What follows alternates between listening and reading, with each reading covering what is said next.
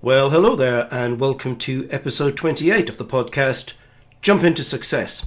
Alrighty, let's get going.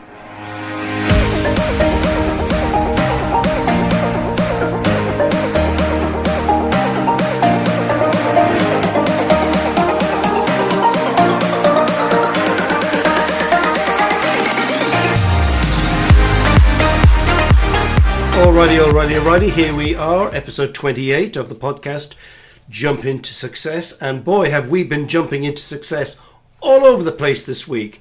In fact, so much so that the podcast is going out a little bit late. We normally go out on a Wednesday, but we're going out on a Friday because we've just been so busy this week with all sorts of things at the college, with the Be Inspired group, and with the launch of our brand new service here at the college, the Coaches Growth Club.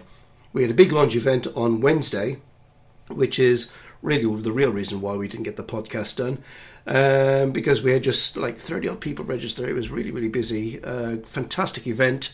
If you haven't watched the video you want on the live event, you can watch the video. Everything is in the Be Inspired group video folder, so feel free to do that. If you're not a member of the Be Inspired group, why not join? It's 100% free, and of course you get all of the benefits, all of the free motivational videos, the self-coaching videos, the inspirational stuff, everything, the training stuff, everything is free. Yes, it's free. So why don't you just jump in? Now then, a couple of things before we get on to today's guest. Yes, we've got a guest. In fact, today I've recorded 3 different guests. It's been back-to-back podcast recording day today. I promised we would have some interesting guests, and we do. But I'm looking out the window and the sun is shining. Shock horror, I think spring is about to, well, happen, quite frankly, which is a bit good because I've had enough of this winter and rain and wind. I've had enough of it up to the back teeth, quite frankly. So welcome to the spring. And hopefully things will start growing and we'll all sort of get stuck in. Now, one other quick shout out. We've got a couple of spaces left on our upcoming NLP practitioner and coaching certification program. So if you're interested in gaining a coaching qualification, becoming an NLP practitioner accredited, give that a look. We'll be starting the course at the end of February. All of the workshops are at weekends, 10 in the morning till 5 in the afternoon. That's the question everybody seems to ask. Alrighty, so our guest today is in fact Steve Gilson. Now Steve has got a fantastic story to tell, both personally and professionally. And he joined the team quite recently, and he heads up our new project, which of course is the Coaches Growth Club. And how we got to this point is an interesting story in and of itself. But Steve's personal story is really interesting. And there's some fun, there's some excitement, and there's a little bit of scary stuff in there as well, quite frankly. But I'll let him tell the story. So without further ado, let me introduce Steve Gilson. And enjoy this, and I'll wrap up at the end. And as I said, today's special guest is none other than Steve Gilson. And I'm really pleased that Steve is, well, actually I'm going to let Steve tell his story, and then we'll see as we go along how he's connected to us here at UKCPD. Steve, how are you? Are you well today? I'm excellent, thank you, Tony. Are you well? Fantastic. I'm brilliant. It's been call after call this morning. I'm catching myself on the way back. It's so busy this morning, which is great. Some really great interviews. We kind of got back-to-back podcast interviews today. It is a little bit crowded, but it's good. Some very exciting people, including yourself. So for those who don't know you, tell us all about Steve Gilson.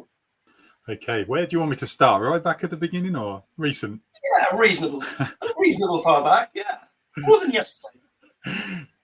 So I was born in 1977. It all began on a rainy Tuesday evening when Mother Gilson. No. So my background has been predominantly through sales. So I got my first sales job at 12 years old, working in an ironmongery department of an old-fashioned department store. I was cutting keys, and I was being shown how to sell at an early age, and that kind of set the tone, I guess, for where I was heading. And I ended up in lots of different kind of job roles, but the overarching theme was sales. So I worked as a sales rep predominantly for builders merchants. So I'd be out cold calling and knocking on doors, and eventually that that moved up into management roles, and I was in charge of a team of people in London, and then that ended up as a director's role for Jewson in London, and then eventually that grew into a board level role. So I've seen it from lots of different angles, and marketing has been a flavour that I guess I wasn't really as aware of when I was actually in doing it. I know that sounds crazy, but I wasn't academically trained within that area. But as things progressed, I started taking on more responsibilities, and some of those responsibilities were marketing. And there came a point in 5 years ago, hit a bit of a crossroads and decided I wanted to make a big change. And so we moved to France. And with my family, my wife is French, so that made a bit of sense. But it meant kind of moving away from my career and starting something fresh. And that is what's driven me more into digital marketing than I ever expected to go. So I started doing web design and SEO, and that then led into being invited to teach at the local university, the business school, Excelia. So that really pushed me to broaden and deepen my knowledge within digital marketing. Now, at the same time as this transition into France, and this is the story of how we met, was that I was interested in doing some voluntary work, and I wanted to do some coaching. Background has a flavour of ex-forces in it, so I thought, okay, I could do something to help out that community. So I wanted to do some coaching, and that's how I found the college and your course, wonderful course that it was. So that's how we met, and so I was, I've been able to fulfil that ambition of volunteering. So I work as a business mentor and coach with heropreneurs, and at the same time, I operate independently with my business mindset to marketing.com, which incorporates coaching as well as the marketing knowledge. So, and now that has led to us working together in partnership too. So that's bringing us back full circle. So there's a lot more in between, but that's the potted history, I would say. Well, great, but you left a big chunk out, and I'm going to mention it and maybe ask a question on it, because you sort of told me the other day, and I thought, bloody hell, that sounds interesting. You were in the military, and it wasn't just any military; it was intelligence. Is that not right? Yeah, my best mate at the time said was I going to join as a decoy, so. Which I still find one of the funniest jokes he's ever cracked. But I ended up in intelligence as a special intelligence analyst. Yeah, served 4 years, but I know you're not going to tell us much about it, but it's kind of exciting. I'm not going to say you're James Bond, but there must be a James in there somewhere. It sounds kind of cool. I'm sure there's plenty, but no, definitely not. Not something I would align myself towards, but yeah, it was a very rich and valuable experience at an early age. But it was for 4 years, and it was a long time ago. But it does, that kind of involvement does have a lasting impact. I would say, there's stuff that still carries on, friends that you make, and connections and experiences you have, which do shape who you are. The thing I didn't tell you, though, was probably more interesting is the stuff I did after the army. So I left the army and did quite a lot of solo travel. So I spent about 4 years backpacking around the world. And wow. And on that journey, I would say that, if anything, was the more important in terms of shaping who I am and my values. And that's, I guess, why we've found a connection. I remember our first conversation. You said, "Oh, you say you want to help people a lot," and the truth is, yes, I do. And that's probably driven through some of the bad experiences I've had, I guess, that have now turned into what I believe are the best experiences I've ever had. So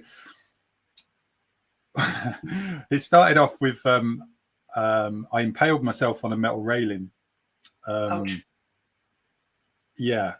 Lost my job, because I'd left the army. I was doing a very menial job. I was just jet washing cars for £5 an hour, cash in hand. Couldn't get a job. No one was interested in anyone that's come out of the army. It was a different time, and I found myself, I couldn't feed myself. I pretty much hit rock bottom. I was in a mountain of debt, and but I had a breaking point, and it kind of was: do I give up, or do I fight and try and achieve something more? And so I decided that I would, unbeknownst to me at the time, I set forth on a very clear visual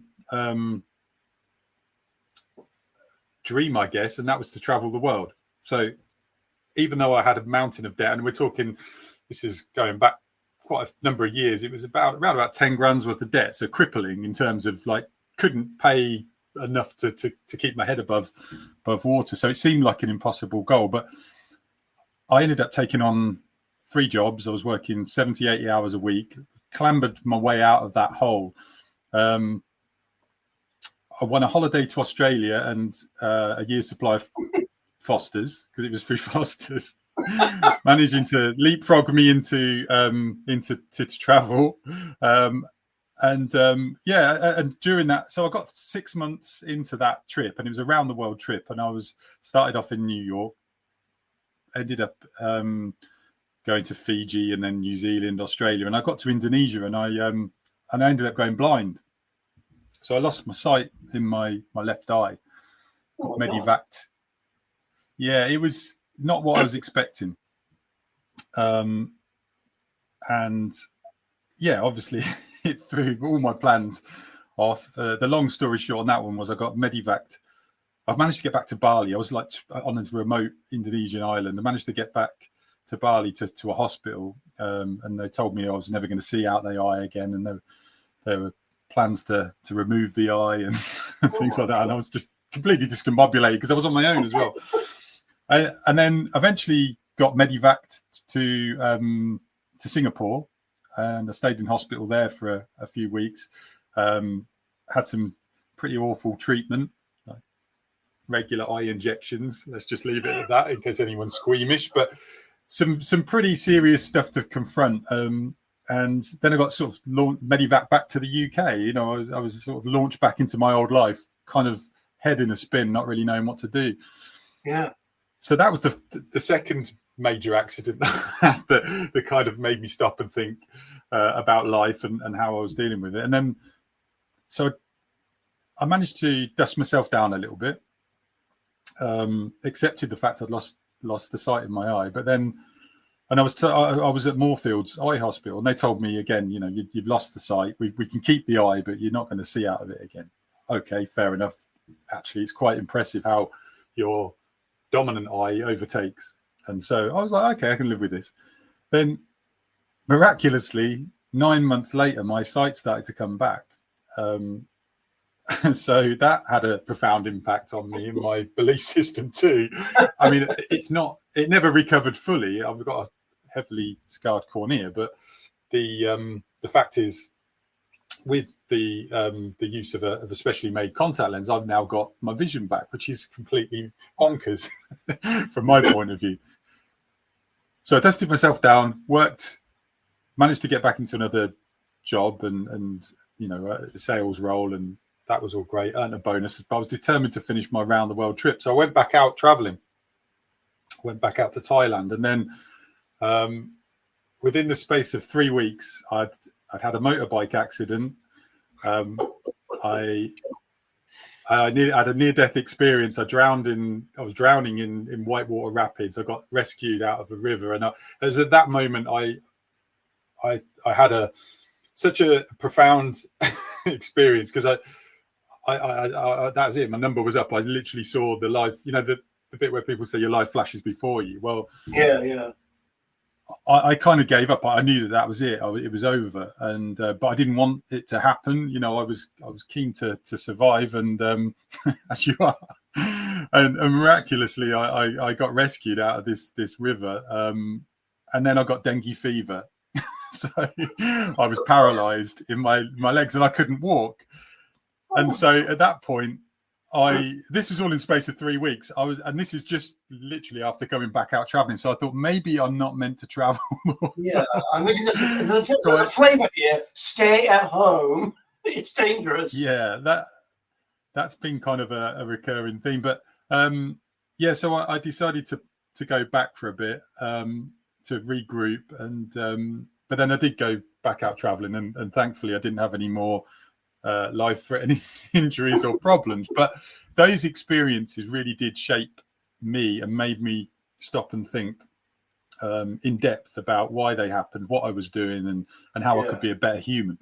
And I think the particularly the near-death experience was like, it really gave me this sense of connectivity and an overwhelming love for the world and other people within it. So all I really wanted to do is help people, and that's kind of the bit that has led me to you in some strange ways. That it's through that driving force of wanting to help people that led me to coaching, and now has led me to where I am now. So anyway, I thought I'd just share that bit too, because it's probably more interesting than the army stuff. Now I understand the beard, you see, because secretly you're just a hippie. That's what it is. Yeah. Anybody who's just listening to the audio, I didn't have the beard at the time. Yeah, I'm just gonna. Anybody who's not listening to, it's just listening to the audio, not the video. Steve's got a very, let's say, mature beard. I'm gonna call it mature. Is that fair? Yeah, I'd say so. It's been about a year now. Yeah.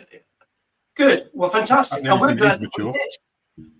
It's better than mine. So that's what led you to us as an organisation. You think, I want to do something, and now there's an in-between bit. I just want some clarity on. You mentioned Heropreneurs. Is that, have I got that correct? Yeah, Heropreneurs are an armed forces charity that help. The clues in the title. The ex-forces, the forces community. So that's spouses as well.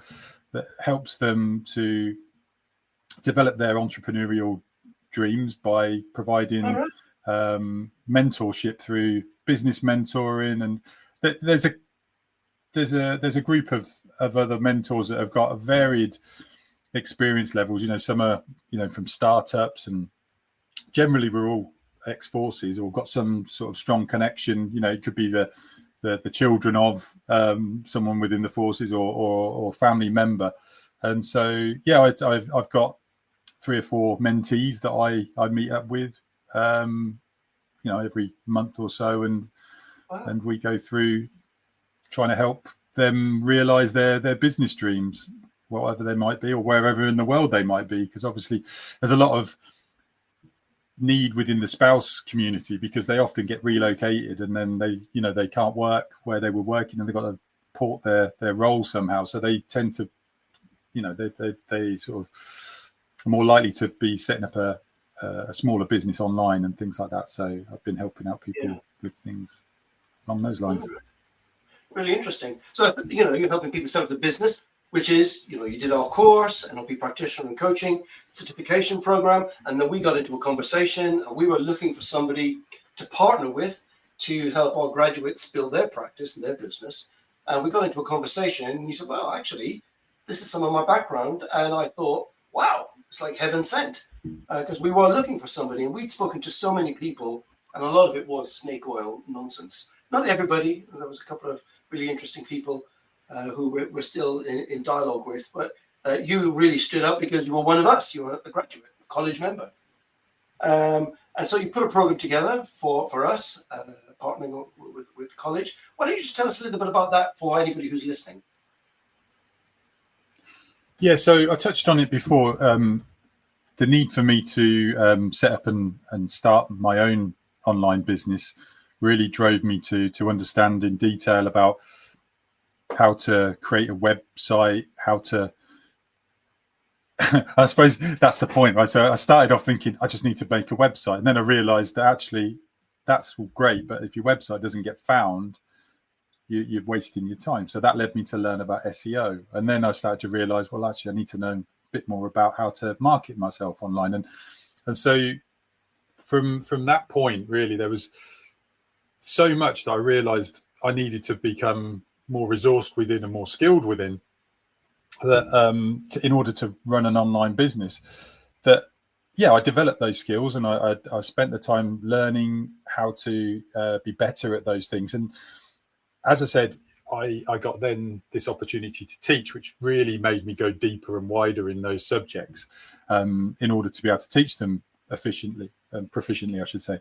So as a result of all that, I felt like I've got a really good broad understanding of what needs to happen, but more importantly, to be able to cut through the confusion, because the digital world is just, anyone who's been on a computer recently just realizes there's just a ton of information. The acceleration of technology is hard to keep a handle on with artificial intelligence and things like that, and all the different software platforms. Yeah. So I felt like there was a good opportunity to help people try to cut out the noise, break down that overwhelm, because I could see a lot of people starting and then giving up on their dream of setting up an online practice or business, because they're just overwhelmed by too much choice and not enough skill set. So the course has evolved in terms of moving slightly away from the more theoretical approach that I apply at university, but something much more practical and something a lot more watered down in terms of like practical skills. What can I comfortably put to one side and block out? And what do I really need to focus on in order to take action to get this business going? And so that's where we come up with the idea of the Coaches Growth Club. It's really a way of breaking all that down into bite-sized chunks that are appealing to the intermediate and the more advanced user, but also to the beginner and the one that hasn't even set up a business, let alone an online business, or done anything in terms of digital marketing or sales or anything like that. So it's really an overarching set of tools that should appeal to most people, and even fact beyond coaches. Anyone who's setting up any kind of online business, this is all applicable to them too. Yeah, I think so. And I was thinking about it the other day. Your coach, NLP practitioner, maybe a therapist or a trainer, or anybody really who's got a small business, could be a massage therapist, anything. You want to get your name out there and get noticed and start to build your presence and your business. So that's kind of, I guess, the focus. And so it's 12 core modules, 12 core themes and modules, spread out over 3 months. And in between that, we've got, I know you love this, campfires and guest speakers and various other different things happening. Tell anybody who's listening, you think, I get 12 core focus modules over 3 months. Campfires, just explain a little bit more about that. Just for anybody who's kind of thinking, that sounds interesting. So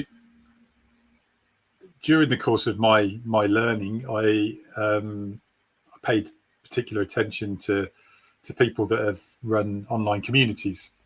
And so listening to podcasts and things like that, I realized what do you need to do in order to stop it from just being a course as opposed to a community? And so the theory around what I called the coach's campfire was really just that sense of collaboration and sharing and growing together. So the idea would be that every week there's an hour space for people to show up if they want to share their wins and successes, as well as maybe their struggles. The community that are there, I haven't got all the answers. I try to provide them, but this is very much about facilitating an opportunity to connect with other people who've got different skill sets. It could be a case of meeting up with someone to find an accountability partner. Maybe that's something you feel you need.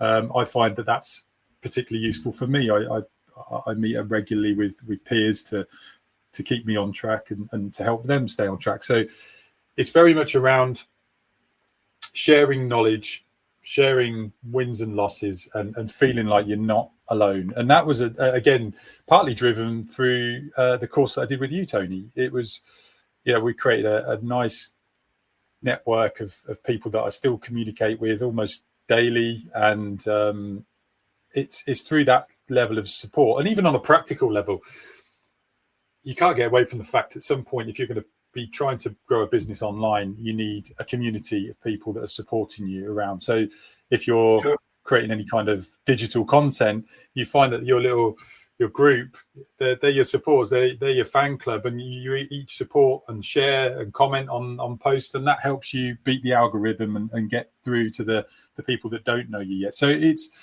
not only helpful and supporting, it's also very useful and practical too. So yeah, the concept is very much, it might sound a bit icky to some, but I had to give it a name. But it's just that feeling of turn up, sit down and let's have a chat. It's not so much about practical learning or workshop. That's for like you say, the weekly core sessions that are also going to be punctuated with a specialist session each week. So each week there'll be a core module. Each week there'll be a specialist session, which is more a deep dive to appeal to the people that have either want to know more, say if it's a deep dive into how to grow on LinkedIn, or it could be learning about how to set up a podcast.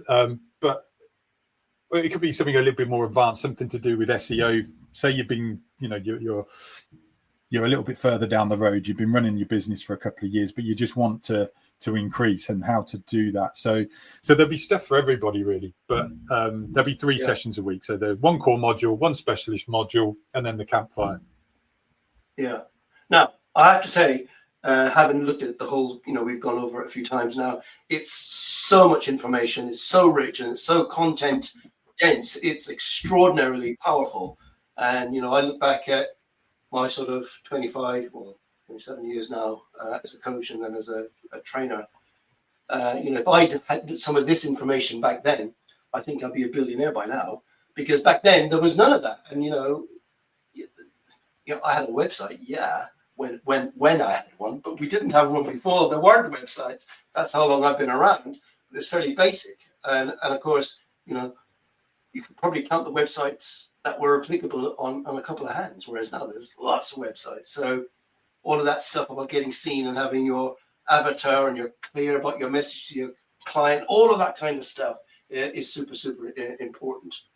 And I guess I was thinking, well, we'll say, so it's 70 quid a month to join. It's a rolling membership, 70 quid a month.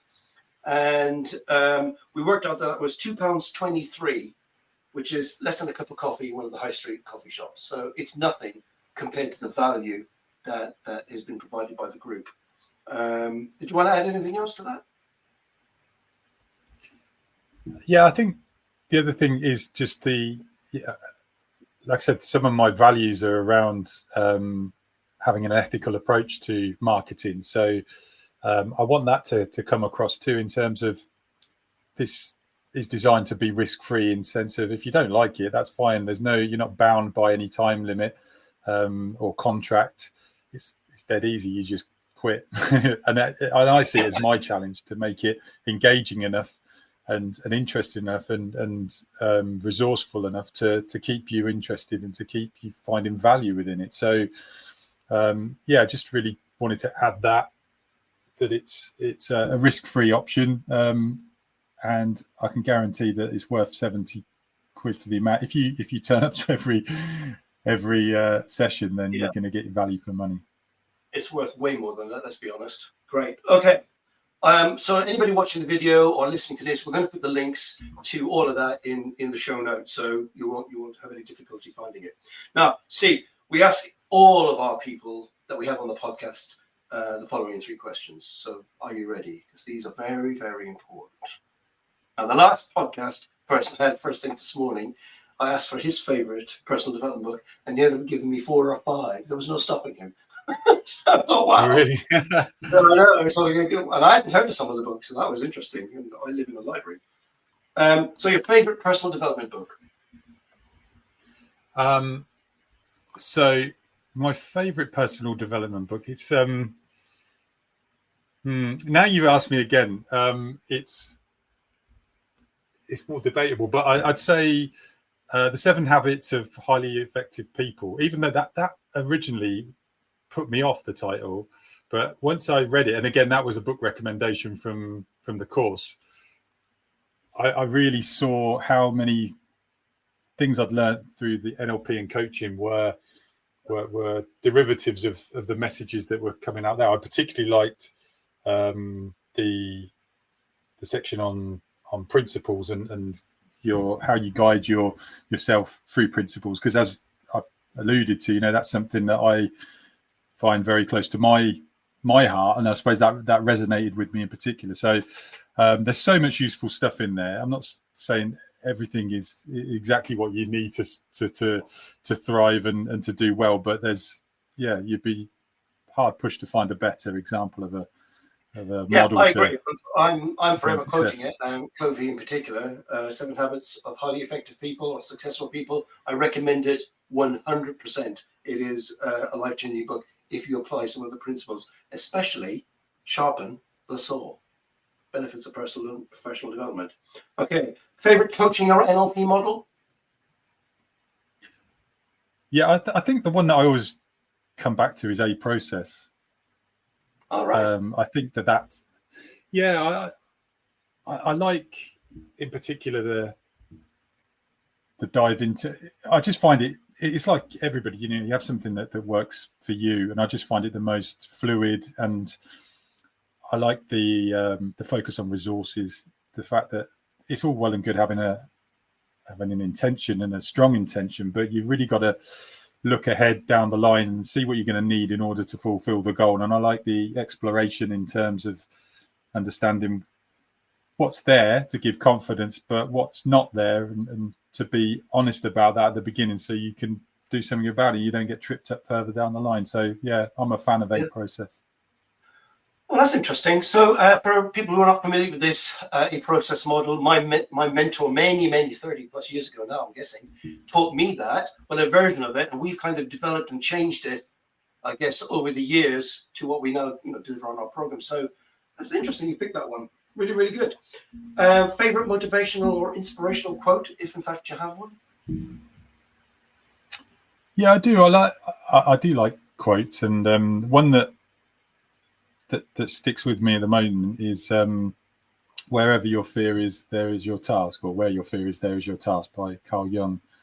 That one resonates with me. It's always something I've challenged myself on to overcome, whether it's heights, like fear of heights, tackled all that head on, performing live, all these things. And more recently, because I didn't tell you that one either, did I, Tony? I used to be a one-man acoustic blues band. There's no way.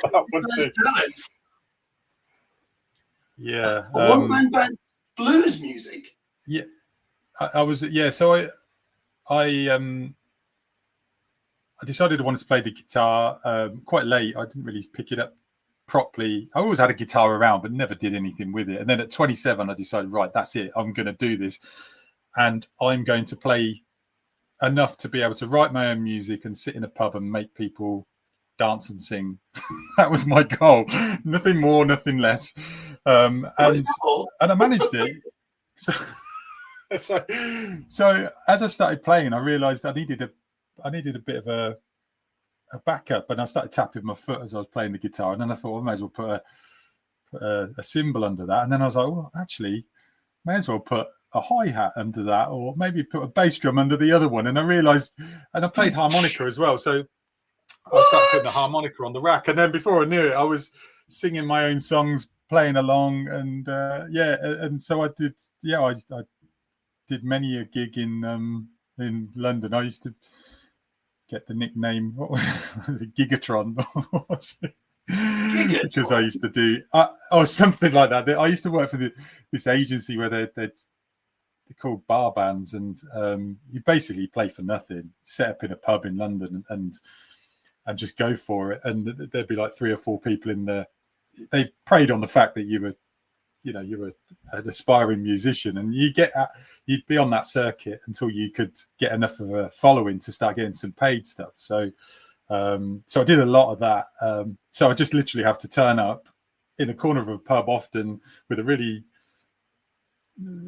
underwhelming PA, and entertain people. And a lot of the time you're just getting ignored or brushed past and not. but sometimes, and that was always the challenge. Like, can I grab this crowd and can I get them up and singing and dancing? And it was tough. It was blinking hard.